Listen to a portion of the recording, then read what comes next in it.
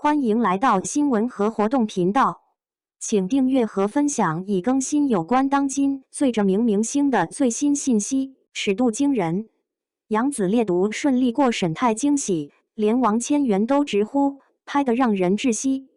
習慣了在仙俠劇和都市劇裡看楊紫游刃有餘的觀眾，這次絕對會被驚到。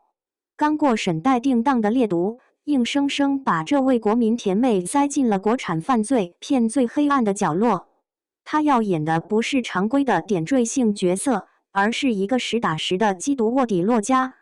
這種極端的選角反差，反而讓整部電影的懸念感直接拉滿。駱家這個人物的底色其實是徹底的弱。他最初只是警局裡最不起眼的基層警員，既沒有受過嚴苛的隱蔽戰線訓練，更別提與毒販周旋的實戰經驗。真正把他推向深淵的是親歷並肩作戰的同事在任務中陣亡。那種眼睜睜看着生命流逝的無力感，成了一個普通女孩主動踏入地獄的唯一動機。她不是不怕死，只是無法再承受失去，抹掉過去的一切痕跡，混入社會底層。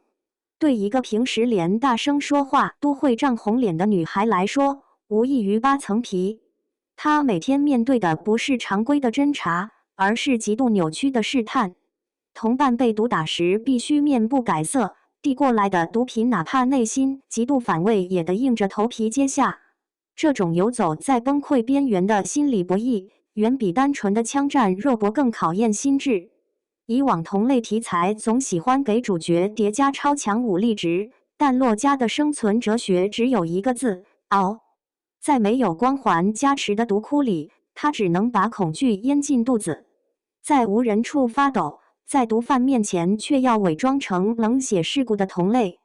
這種極度分裂的雙面生活，恰恰是臥底最真實的生存狀態。他的軟弱和邊緣化，反倒成了最不易被察覺的保護色。這種如履薄冰的窒息感，很大程度上拜對手所賜。王千源飾演的大毒梟劉星杰，將反派的壓迫感推到了極致。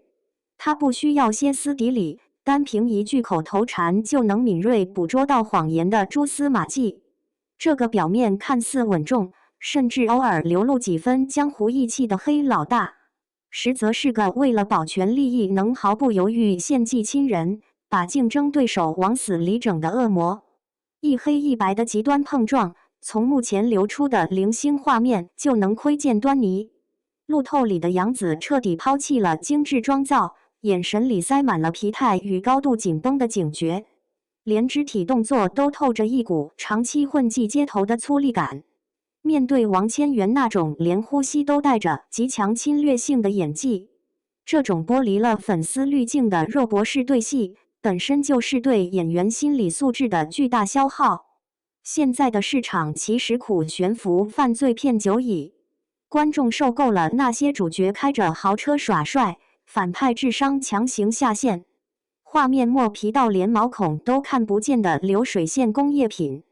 烈毒顯然想趟一條更難走的路，他拒絕把緝毒警神化為刀槍不入的超級英雄，而是還原了他們作為普通人的痛感、委屈和脆弱。每一次險象環生的潛伏，都是拿命在賭明天。熒幕之外的現實往往更加殘酷。我們習慣了新聞通報裡那些光輝耀眼的破案數字，卻很少有機會觸碰數字背後的至暗時刻。那些為了揪出毒網而潛伏的無名之輩，可能長達半年與家人斷絕音訊，可能明明近在咫尺，卻連家屬樓都不敢靠近。甚至在他們不幸倒下後，那塊冰冷的墓碑上都無法刻下真實的姓名。駱家的故事，本質上就是這群隱秘角落裡的凡人英雄的縮影。外界對楊紫這次轉身的聲音依然兩極分化，有人斷言她賭對了轉型之路，也有人質疑她駕馭厚重題材的能力。但在我看來，只要有年輕演員願意跳出舒適區，去啃這種吃力不討好的硬骨頭，去呈現那些滿身風雨卻依然死撐的靈魂，這就已經贏了第一步。定檔後的市場到底會不會買單，交給時間去驗證吧。